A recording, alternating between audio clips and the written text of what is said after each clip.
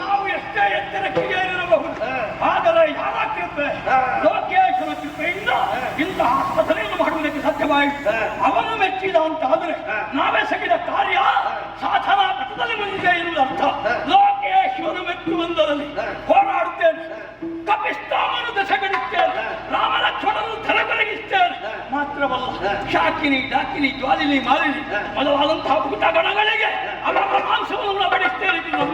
ತಮ್ಮ ನಿನ್ನದಾದಂತಹ ಶೌರ್ಯದ ಮಾತುಗಳನ್ನು ಕೇಳಿದಾಗ ಮನಸ್ಸಿಗೆ ಸಂತೋಷವಾಯಿತು. ಇದು ಹೊನ್ನ ಬಟ್ಟಲಲ್ಲಿ ಇದು ವೀರ್ಯವನ್ನಿದ್ದೇನೆ. ಅಷ್ಟು ಮಾತ್ರವಲ್ಲ, ಇದು ನಿನಗೆ ಆಯುಧ ಬೇಕಾದಂತ ಕಜಾದುರದ ರಥವೆಲ್ಲ ಸಿದ್ಧಪಡಿಸಿದ್ದೇವೆ. ಹೋಗಿ ವಿಜಯ.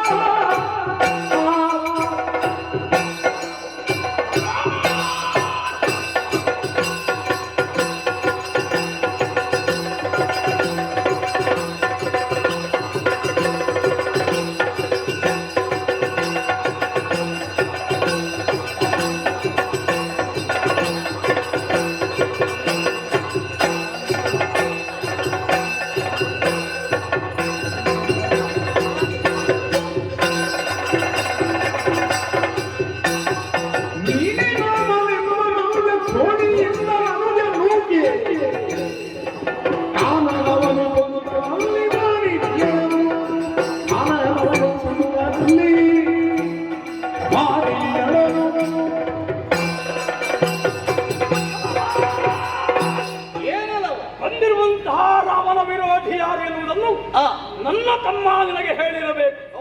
ತುಂಬಾ ಶ್ರವಣನೇ ಸರಿ. ಇದೀರಾದಂತಹ ಅಷ್ಟೂ ಮಂದಿ ವಾನರರನ್ನು ರಣಕಣದಲ್ಲಿ ಜಯಿಸುತ್ತಾ ಮುಂದುವರಿಯುತ್ತಿದ್ದಾರೆ. ಸಿದ್ಧನಾಗಿ ನನ್ನ ಎದುರಿಗೆ ಯುದ್ಧಕ್ಕೆ ಬಂದೆಯೇನು? ನೀನೇ ಏನೋ ರಾಮನೆಂಬ ಮನುಜ. ಹೌದು, ಮನುಜನಾಗಿ ಹುಟ್ಟಿದೆ. ಯೋಗ ಯೋಗ್ಯತೆ ಹಣಬರಹ ಎಲ್ಲವೂ ನಿನಗೆ ಕೈ ಕೊಟ್ಟಿದೆ ಎನ್ನುವುದು ನಿನ್ನ ನಡತೆಯಲ್ಲಿ ಗೊತ್ತಾಗಿದೆ.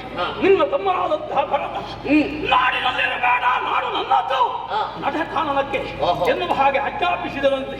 ಬೇರೆ ದಾರಿ ಕಾಣದೆ ಸೀತೆಯೊಂದಿಗೆ ಕಾನನವನ್ನು ಸೇರಿದೆ. ಕಾನನಕ್ಕೆ ಬಂದೆ, ಹೆಂಡತಿಯನ್ನು ಕಳಕೊಂಡೆ. ಈಗ ಕಳಕೊಂಡ ಪತ್ನಿಯನ್ನು ಪಡೆಯುವುದಕ್ಕಾಗಿ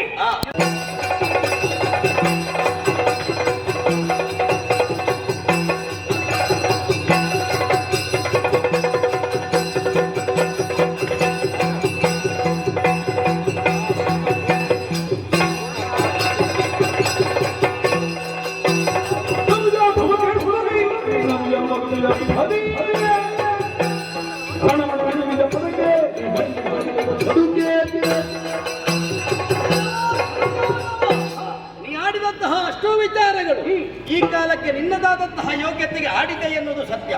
ಭರತ ಆಡಿದ್ದು ಹೇಗೆ ಬಲ್ಲೆಯ?